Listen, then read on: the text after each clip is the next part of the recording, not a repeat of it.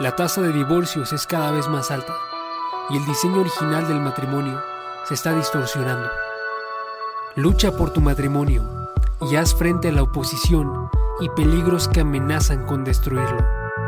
Descubre la postura bíblica sobre temas como el verdadero amor, sexualidad, tentación, inmoralidad, familia y género. Fortalece la relación con tu pareja y vuelve al diseño original en un set de 104 videoconferencias. Dios y mi matrimonio. Porta las herramientas para edificar tu relación matrimonial en cualquier lugar. 104 videoconferencias del Dr. Armando Alducin.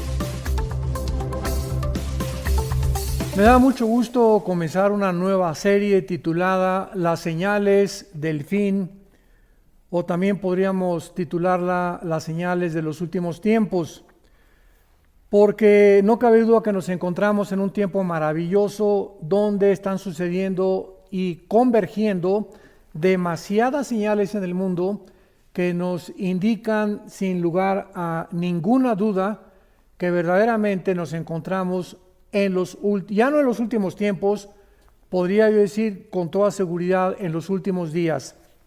Por ejemplo, cuando Jesús resucitó de los muertos, los discípulos recordaron, ¿verdad?, que Jesús había profetizado de su resurrección. Dice en el Evangelio de Juan capítulo 2, versículo 22, por tanto, cuando resucitó de entre los muertos, sus discípulos se acordaron que había dicho esto y creyeron la escritura y la palabra que Jesús había dicho. Entonces, aunque ya habían creído en la salvación, o sea, los discípulos ya tenían la salvación, ahora podían confirmar que al ver las profecías cumplidas podía llevarlos a un nivel mucho más profundo de su fe. Y esta es la razón por la cual Dios nos ha dejado en la Biblia estas profecías, para que no cabe duda que muchos de ustedes que nos escuchan ya tienen su salvación, ya estamos bautizados con el Espíritu Santo, regenerados y sellados con el Espíritu Santo. Sin embargo, mientras más avanza el mundo en el conocimiento y mientras más nos acercamos a la segunda venida del Señor Jesucristo, más señales están convergiendo al mismo tiempo, indicándonos realmente que sí nos encontramos en esta última generación. Y por lo menos Jesucristo estableció la misma verdad varias veces. Por ejemplo, en Juan capítulo 13, versículo 19, dijo Jesús: desde ahora se los digo antes que suceda, para que cuando suceda crean que yo soy. Vemos otra vez el énfasis de Jesús en las profecías. Les estoy contando algo que va a suceder, para que cuando suceda, ustedes se recuerden que yo se los dije, y en ese momento ustedes van a comprender que les dije la verdad y que yo soy el único que conozco el futuro. Pero también encontramos otra parecida en Juan capítulo 14, versículo 29. Ahora os lo he dicho antes. Es Jesús hablando antes de que suceda, para que cuando suceda creáis. Otra vez Jesús nos muestra que las profecías son con el propósito principal de que nosotros vamos a ver el cumplimiento y nuestra fe va a estar mucho más profunda. Y finalmente en Juan 16, versículo 4, Jesús dijo: mas os he dicho estas cosas para que cuando llegue la hora se acuerden de que ya lo había yo dicho. Esto no os lo dije al principio, porque yo estaba con ustedes. Vemos entonces el énfasis de Jesucristo insistiendo en que pongamos atención a las profecías, porque esto va, repito e insisto, a profundizar nuestra fe y además podamos nosotros tener la evidencia completa de que pues no necesitamos milagros, ver que algún rayo caiga del cielo, que algún paralítico se levante una silla de ruedas para que podamos creer. Básicamente las profecías son suficientes para que podamos nosotros tener la palabra profética más segura. Muy bien, ahora vemos nosotros que estas increíbles profecías cumplidas es una de las más grandes manifestaciones y pruebas de que Dios existe y de que la obra de Dios a través de la historia y a través de todos los eventos que están sucediendo son reales y profetizados con siglos de anticipación. Veamos, por ejemplo, en el libro de Isaías capítulo 44, que Dios estableció a través de este profeta una evidencia absoluta para que también pudiéramos nosotros creer, los que estamos en el siglo XXI, realmente que las profecías de Dios son completamente sin ninguna equivocación y se cumplen al 100%. Dice Isaías 44, versículos 6 al 8, escrita hace 2700 años, o sea, 700 años antes de que Jesucristo viniera al mundo. Y dice así, Isaías 44, del 6 al 8. Así dice Jehová, Rey de Israel, y su Redentor, Jehová de los ejércitos. Yo soy el primero, y yo soy el postrero, y fuera de mí no hay Dios. Aquí el profeta Isaías está hablándonos acerca de la eternidad de Dios y del principio y el final con el cual encontramos nosotros en la Biblia declarado todos los acontecimientos desde la creación del universo hasta el final de la historia humana. Cuando Dios dice, yo soy el primero, nos está mostrando que Él es el único que conoce el principio, porque la ciencia jamás podrá averiguar cuándo tuvo inicio el universo, cuál es el origen de la humanidad. Esto la ciencia nunca lo podrá comprobar, porque para que sea científico tiene que ser repetitivo.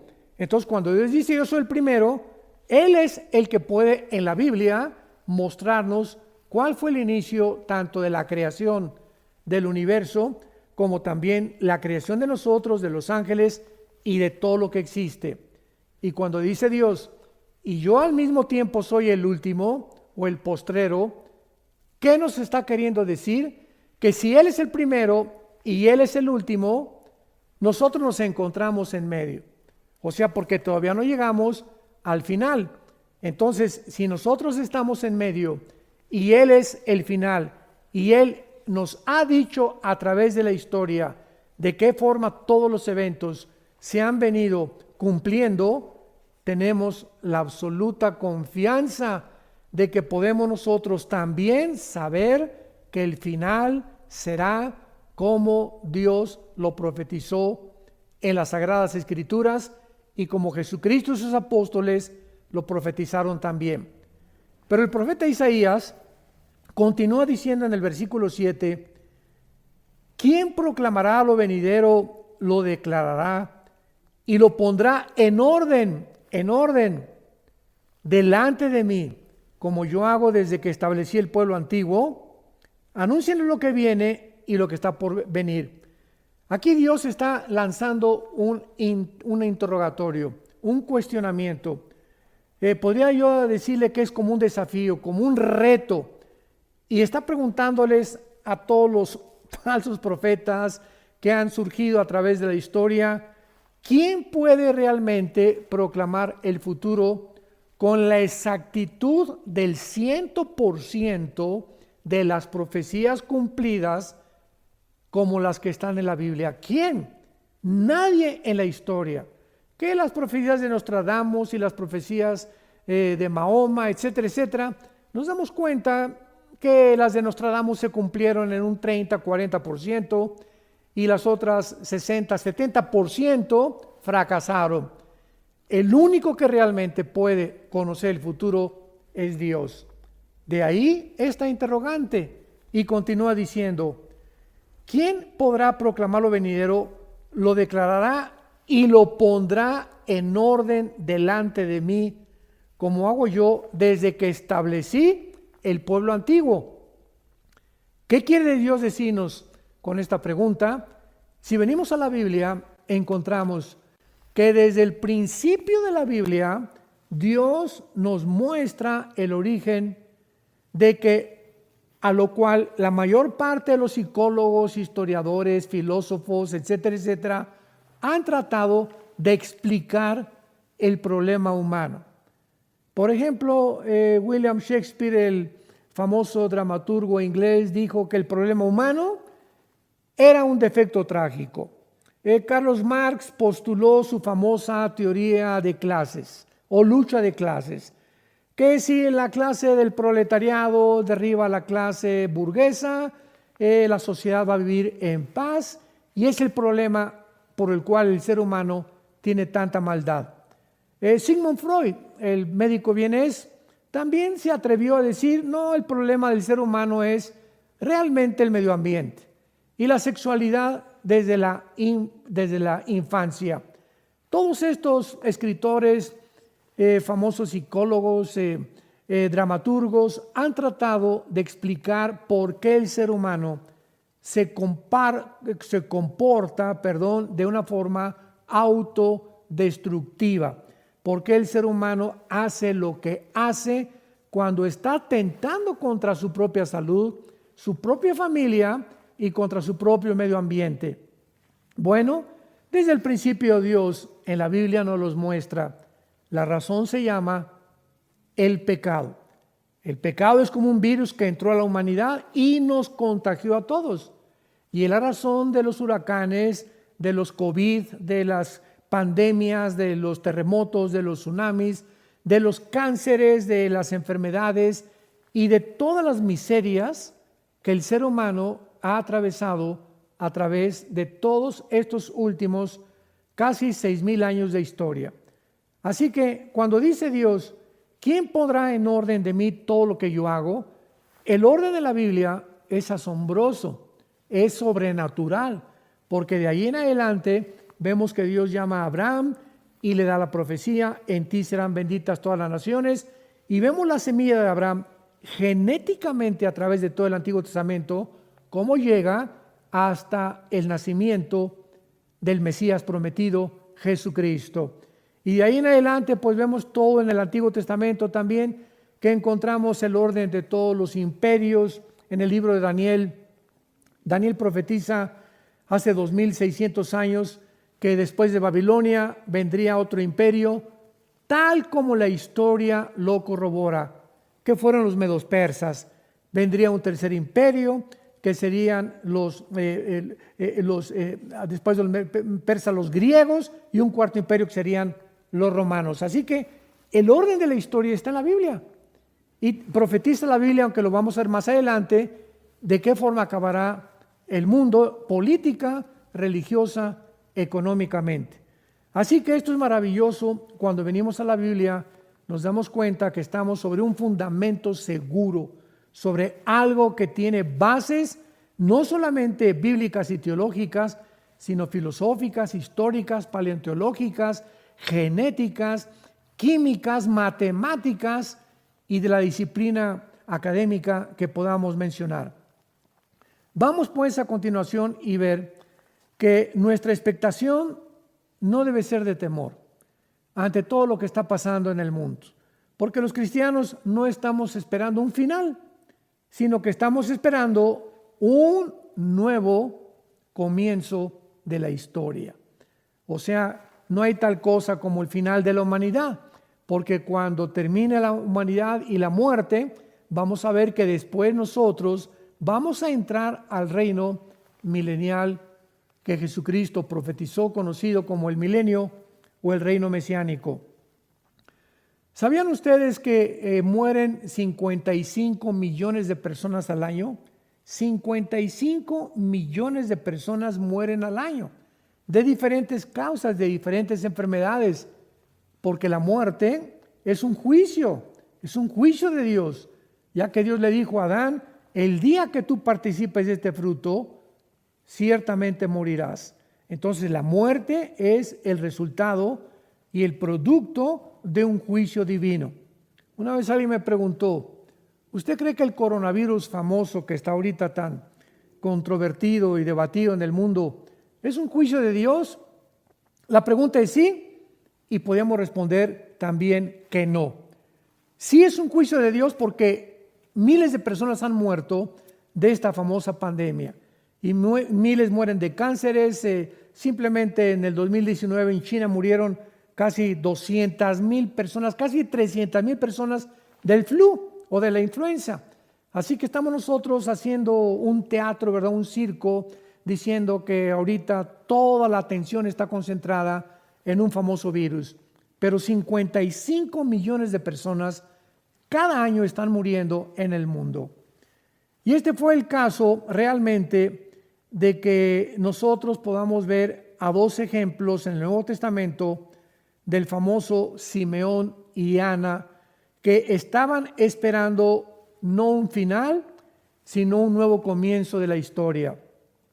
En el libro de Lucas, en el Nuevo Testamento, capítulo 2, esto es maravilloso y siempre me ha asombrado y me ha confortado y me ha animado muchísimo a mantener este espíritu expectante de saber que no estamos esperando un final.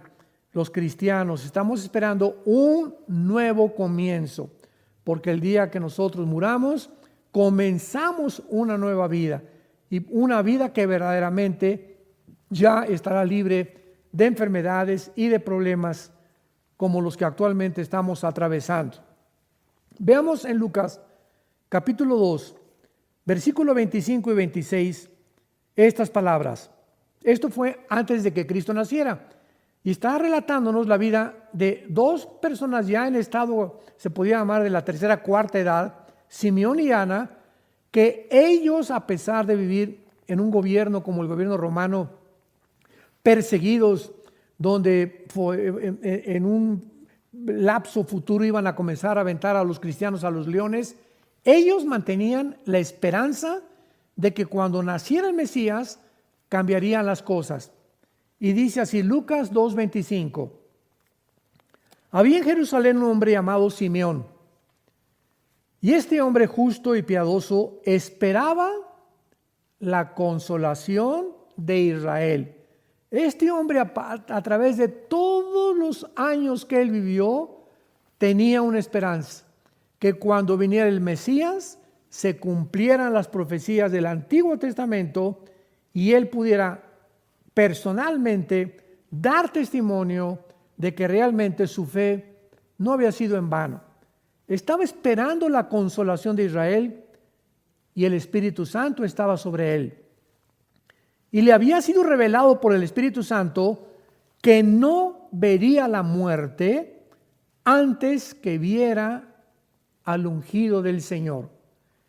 Y movido por el Espíritu, vino al templo, y cuando los padres del niño Jesús le trajeron al templo para hacer por él conforme al rito de la ley, él lo tomó en sus brazos y bendijo a Dios diciendo: me voy a detener aquí. Este hombre estaba esperando al Mesías y enfrentó todas las vicisitudes de la vida para que esa esperanza no muriera en él. Y el Espíritu Santo que estaba sobre él, porque era un hombre piadoso, porque sin fe es imposible agradar a Dios, le había prometido que él no iba a morir antes de que viera al Mesías. Y cuando trajeron a Jesús al templo, ¿cómo sabía él que era el niño Jesús? ¿Cómo sabía él que era el Mesías? Porque veamos lo que dice cuando lo carga. Versículo 29. Ahora, Señor, despides a tu siervo en paz conforme a tu palabra, porque han visto mis ojos tu salvación, la cual has preparado en presencia de todos los pueblos, luz para revelación a los gentiles y gloria de tu pueblo Israel.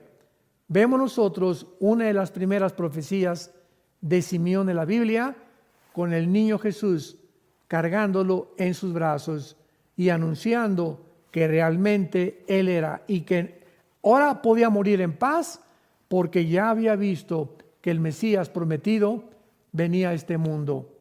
Pero veamos ahora el caso de otra mujer llamada Ana, en el versículo 36 al 38 de Lucas capítulo 2. Estaba también Ana, la profetisa, hija de Samuel o de Famuel de la tribu de Aser, de edad muy avanzada, pues había vivido con su marido 7 años desde su virginidad. Y era viuda hacía 84 años y no se apartaba del templo, sirviendo noche y día con ayunos y oraciones. Esta, presentándose en la misma hora, daba gracias a Dios y hablaba del niño a todos los que esperaban la redención de Israel. O sea, en el mismo momento que Simeón cargó al niño Jesús, ahí estaba otra mujer llamada Ana, que tenía 85 años de viuda, imaginemos nada más, me imagino que ya tendría como 95 o 98 años, casi 100 años de edad. Y en ese momento ella da testimonio de lo que Simeón había dicho anticipadamente, que ella estaba segura que ahora venía la salvación del pueblo de Israel. Pasemos ahora y veamos a continuación la aparición de las señales, una vez que hemos visto que las profecías están en la Biblia con el propósito de enseñarnos a vivir en fe, a confiar que lo que Dios ha dicho se tiene que cumplir. Como dice en su segunda carta el apóstol Pedro, capítulo 1, tenemos también la palabra profética más segura, a la cual haríamos bien en estar atentos y más en este tiempo que vivimos, porque si tú te separas de la Biblia y tú te haces a un lado y comienzas a enfriarte, comienza a entrar la angustia, el temor, las dudas, la depresión, el estrés, porque separados de mí, separados de la Biblia, nada podemos hacer. Esto es muy importante para considerar en los tiempos que estamos viviendo. Muy bien. No cabe duda que mientras más cerca nos encontramos del arrebatamiento de la iglesia, más señales vamos a continuar viendo de parte de Dios, y lo que verdaderamente nos encontramos en los últimos tiempos de esta última generación. Veamos rápidamente que en el Medio Oriente es una olla express. Ahora está China, Rusia e Irán unidos tal como se profetizó hace 2700 años en Ezequiel 38 y 39. Hace 2700 años se profetizó que la China, Rusia e Irán se unirían con varias naciones musulmanas para planear una invasión contra Israel. Entonces vemos que también se levanta Turquía con el presidente Erdogan amenazando a Israel hace algunos meses, diciendo que él no va a permitir que más naciones árabes se unan actualmente, como ya lo hicieron los Emiratos Árabes Unidos, Bahrein, Sudán y últimamente la nación de Marruecos, que está, ¿verdad?, al sur de España, en el norte de África. Estas 4 naciones árabes que ya forman parte de la nación de un tratado diplomático con la nación de Israel, juntamente con Jordania y con Egipto, son 6 naciones árabes, que esto es inconcebible, que ya están unidas con pactos diplomáticos de paz, como el pacto Abraham que hicieron hace poco estas naciones de Emiratos Árabes y de Bahrein con la nación de Israel. Esto es increíble, porque hace aproximadamente 74, 75 años que Israel se independizó y se convirtió en una nación soberana libre. Jamás había en la historia, o jamás se había concebido que pudieran naciones árabes comenzar a unirse a Israel en pactos de paz. Entonces, estamos realmente en un mundo donde las profecías están convergiendo rápidamente. Europa, ¿qué podemos decir de Europa? 1957 se firmó el famoso Tratado de Roma para que ya pudiera Europa considerar que se eliminaran las fronteras, los aranceles, que pudieran realmente eliminar también los impuestos y que pudieran tener un solo ejército, una sola moneda, un solo gobierno. Y poco a poco, hasta el siglo XXI que nos encontramos, se han reunido casi 29 naciones. Inglaterra se acaba de separar con el famoso Brexit de Europa porque quiere mantener la libra esterlina, su nacionalidad, su independencia. No quieren seguirle pagando impuestos a la Comunidad Europea o a la Unión Europea, y Europa se está hundiendo económicamente. Actualmente sobreviven nada más Alemania y Francia. Y Francia también, ¿verdad? Con grandes trabajos, agarrada de Alemania para no hundirse. Vemos el hundimiento de España, de Portugal, de Italia y de Grecia, donde estas cuatro naciones ya ni el Fondo Monetario Internacional ni el Banco Mundial ya pueden sostenerles ni ayudarles a poder levantarse. Y le agregamos el famoso coronavirus. Pues ahora con el coronavirus, pues ya un confinamiento en España que ha llegado a un totalitarismo dictatorial, con unas arbitrariedades que están viendo ya casi en todas las naciones del mundo. Ahora vemos nosotros que las personas de edad, porque Europa es un continente de personas de la tercera, cuarta edad. La mayor parte de los europeos ya no quieren tener hijos. Entonces es un continente viejo. ¿Y qué va a pasar con este continente viejo? Ahora con el coronavirus, donde ya están muriendo todos los de la tercera, cuarta edad, y si no se están muriendo, los están matando, como lo hicieron en la Toscana, al norte de Italia, cuando comenzó esta pandemia. ¿Qué va a pasar? Bueno, es muy fácil de poder discernir. Saben ustedes que Grecia y Italia y algunas naciones como Alemania y Francia abrieron sus fronteras a todos los refugiados que venían del Medio Oriente.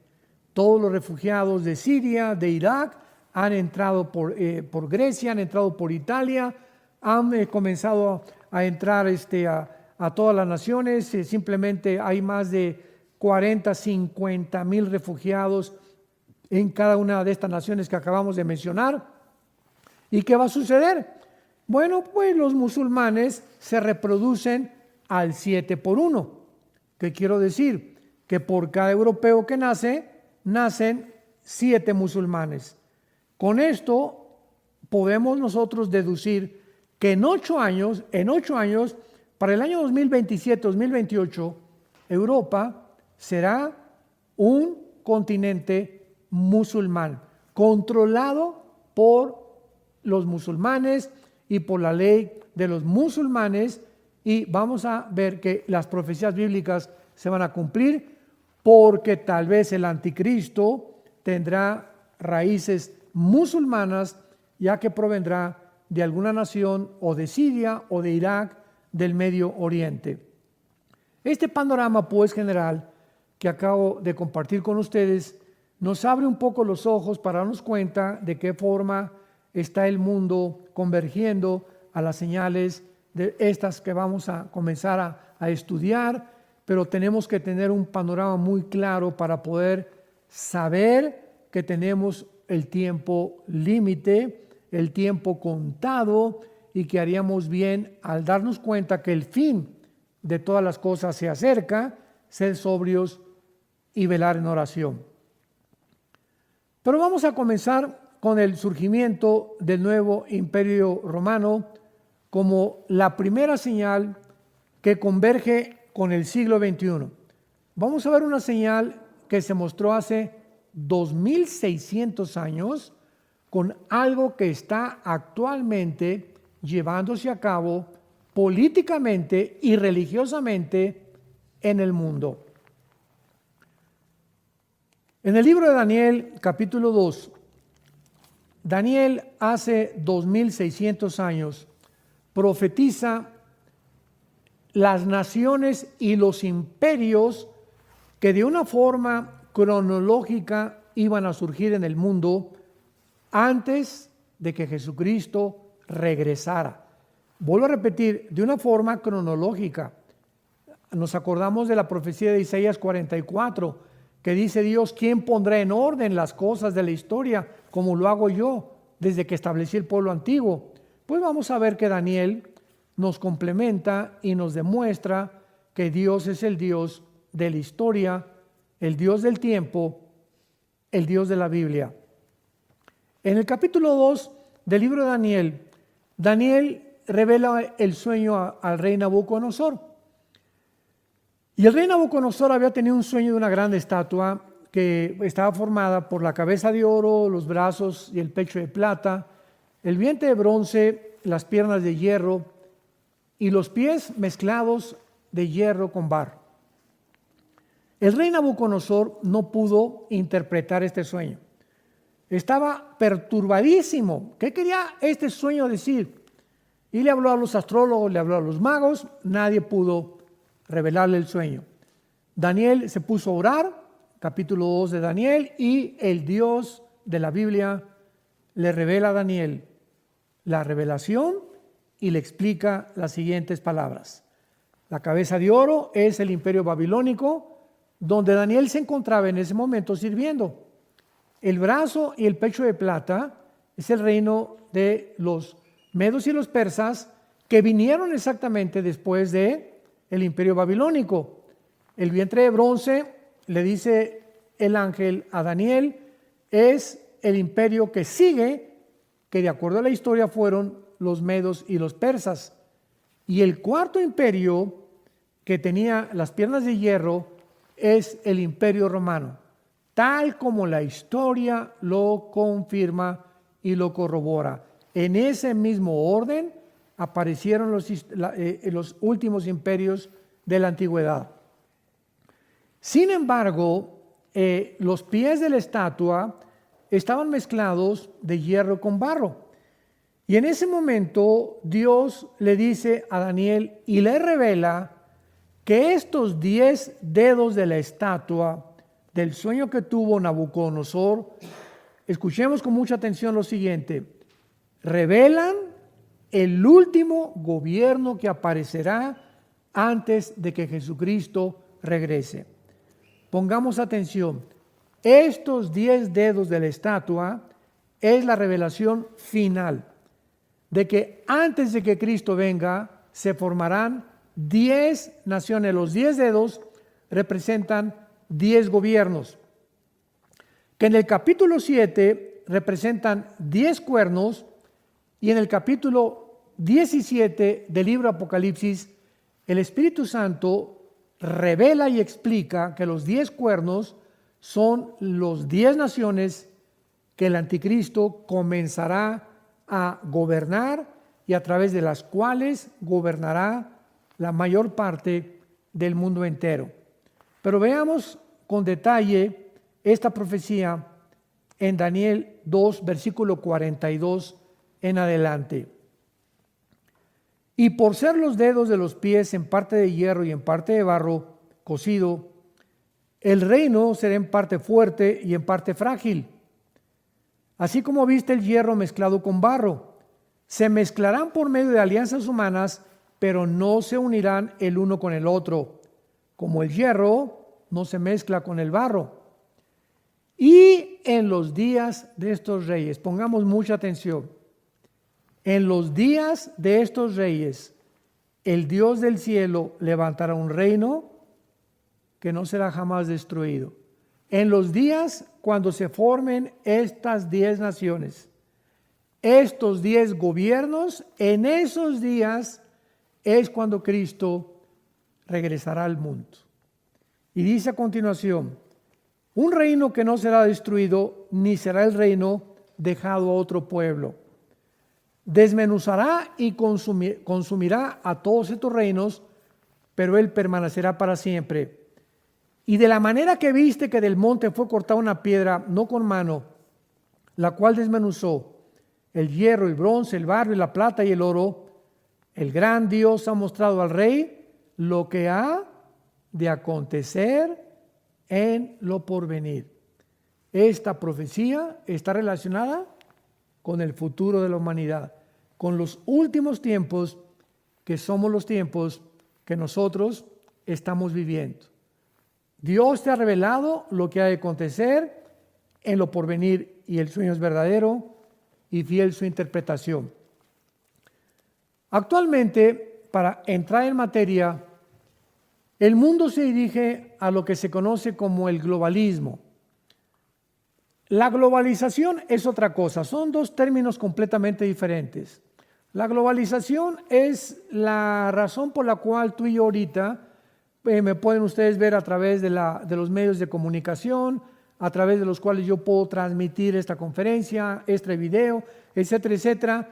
La forma como los satélites de comunicación han unido como una red, como una telaraña a todas las naciones, es al punto donde el mundo ha llegado gracias a la tecnología que tuvo su inicio en el siglo XX, en la década de los 70s, 80s. Eso es la globalización. El globalismo es otra cosa. El globalismo es una agenda que está manejada por un grupo de multimillonarios, una élite, que la forman los del club de Bilderberg, que algún día vamos a hablar de eso. Están detrás de esto un multimillonario llamado George Soros, David Rockefeller, Bill Gates, etcétera, etcétera.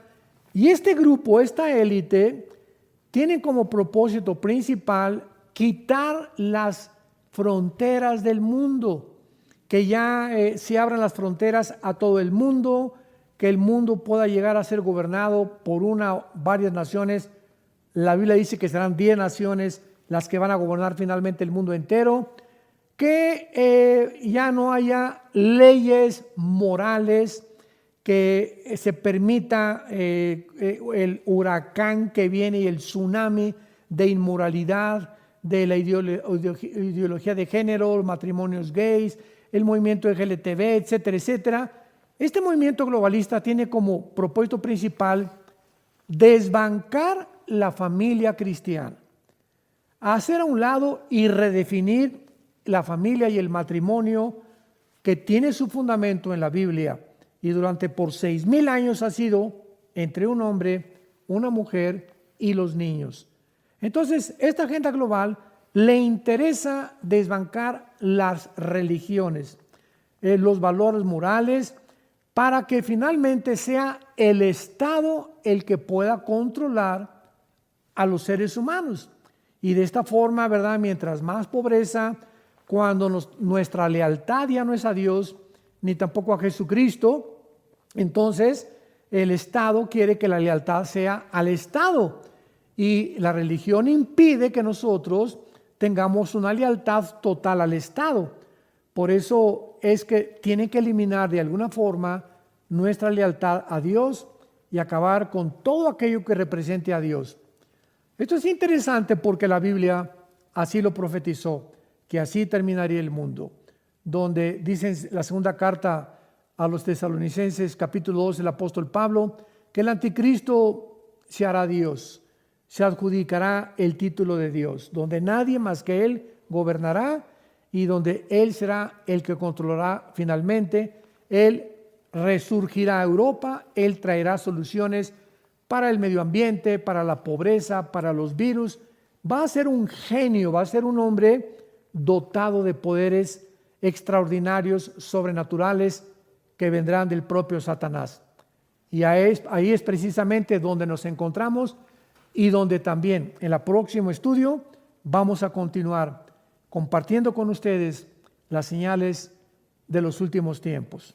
Que Dios los bendiga y les esperamos para el próximo estudio.